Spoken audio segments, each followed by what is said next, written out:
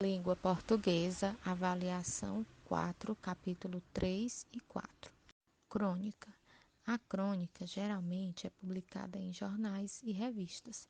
Aborda temas do cotidiano, usa uma linguagem mais espontânea, podendo haver linguagem formal e informal. Além disso, pode misturar ficção com fatos da realidade. É um texto breve sobre temas esportivos, humorísticos, comportamento e etc. Pronome. As palavras usadas para se referir a nomes, para representá-los ou para substituí-los são chamados pronomes. Os pronomes que se referem às três pessoas do discurso são chamados de pronomes pessoais. Existem dois tipos de pronomes pessoais: os pronomes pessoais do caso reto e os pronomes pessoais do caso oblíquo. Aí nós vamos ter os pronomes pessoais do caso reto, primeira, segunda e terceira pessoa do singular, eu, tu, ele. Primeira, segunda e terceira pessoa do plural, nós, vós, eles. Já os pronomes pessoais do caso oblíquo, nós vamos ter primeira pessoa do singular, me, mi, comigo. Segunda pessoa do singular, te, ti, contigo. Terceira pessoa do singular, o, a, li, se, si, consigo. Primeira pessoa do plural, nos, conosco. Segunda pessoa do plural, vos, convosco. Terceira pessoa do plural, os, as, lis, se, si, consigo. As pessoas do discurso são aquelas envolvidas em uma situação de comunicação. A primeira pessoa indica quem fala. A segunda pessoa indica com quem se fala. E a terceira pessoa indica sobre quem ou sobre o que se fala. Verbete de dicionário, sentido e escrita. Observe os significados da palavra consorte nesse verbete de dicionário. Consorte significa cada um dos casados em relação ao outro, o mesmo que cônjuge, colega, companheiro, marido de rainha, quando esta é quem ocupa o trono, príncipe consorte. Haikai. Existe um tipo de poesia japonesa, o haikai, que é escrito a partir da observação atenta dos elementos da natureza. Os poetas que escrevem esse tipo de poesia acreditam que, para atingir a essência da arte, é preciso usar os sentidos e observar cada coisa detalhadamente e com muita atenção. Portanto, para compreender qualquer elemento da natureza, é preciso aprender a sua essência.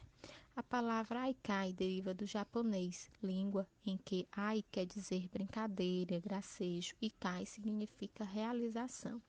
Os haikais são poemas que possuem apenas 3 versos e apresentam uma sequência de frases que contém geralmente uma palavra relacionada a uma estação do ano. Para construir o sentido figurado que o poeta quer expressar, essas frases têm ideias que se relacionam entre si.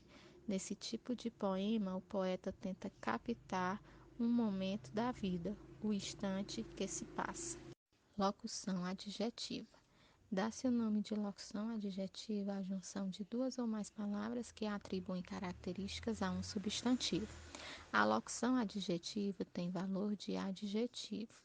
Exemplo: cena venerável, folhas verdes, folhas tenras, aos raios de sol. Raios, substantivo, de sol, locução adjetiva. Raios de sol vai ser locução adjetiva, de sol. Aí eu vou ter raios solares, vai ser o adjetivo correspondente. Nem sempre a locução adjetiva tem um adjetivo correspondente a ela, como no exemplo a seguir: embalagem de papelão. Numeral. Numeral é uma palavra que costuma acompanhar o substantivo, dando ideia de quantidade, ordem, multiplicação ou fração. Os numerais podem ser cardinais, quando indicam quantidade em número inteiro, 1, 27, 200, 1000. Já os ordinais, quando indicam ordem, posição, primeiro, décimo, centésimo. Multiplicativos quando indicam multiplicação, o dobro, o triplo, o quíntuplo. E fracionários quando indicam divisão, meio, um quarto, dozeavos. Locução verbal. Em algumas situações de comunicação, é preciso usar dois verbos para expressar aquilo que queremos dizer. Exemplo: eu estou lutando para conseguir melhores condições de vida para a minha comunidade. Dá-se o nome de locução verbal à combinação de dois ou mais verbos juntos numa mesma frase. É, portanto, a junção destes dois verbos que dá o sentido ao que se quer comunicar. Se eles forem usados sozinhos ou separadamente, o sentido da frase poderá mudar bastante. Observe: eu estou em boas condições de vida. Eu lutei para ter boas condições de vida. Eu estou lutando para conseguir melhores condições de vida para a minha comunidade. Cada frase acima pretende comunicar algo diferente. A primeira indica o estado em que se encontra alguém. A segunda indica a ação feita por alguém. E a terceira indica uma ação que ainda está acontecendo. Na frase eu estou lutando para conseguir melhores condições de vida para a minha comunidade, nós vamos ter o estou, vai ser chamado de verbo auxiliar, e lutando, verbo principal. Então, daí vai se formar a locução verbal, certo? Que é necessário que tenha dois verbos. Um verbo auxiliar, onde o próprio nome já está dizendo auxiliar, aquele que vai ajudar o verbo principal.